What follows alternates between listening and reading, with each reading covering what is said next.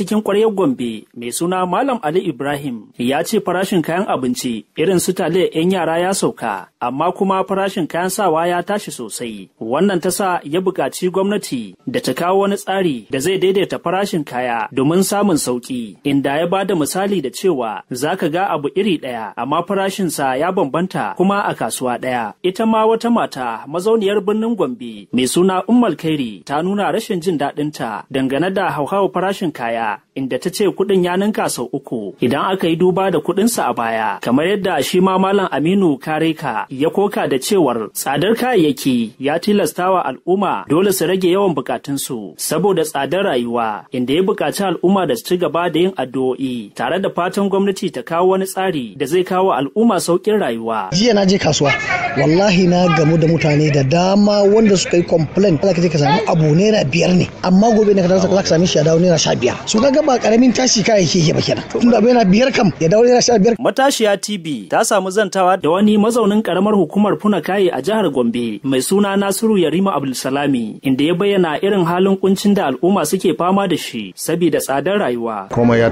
yi tashin goron zabi babu karyawa. Abinda ka saba sayansa ko abinda ka saye shi a bara ko kuma ka saye shi a cikin wasu lokuta da bai jima ba, in ka saye shi zaka samu ya karu da kashi 3 ko fiye da haka. Hakika an samu wannan matsaloli, amma cikin ikon Allah an samu sauki wajen tallafin da al'umma suke bawa junansu da kuma irin yadda ita fada take daukan ɗawainiyar wasu mutane da yawa.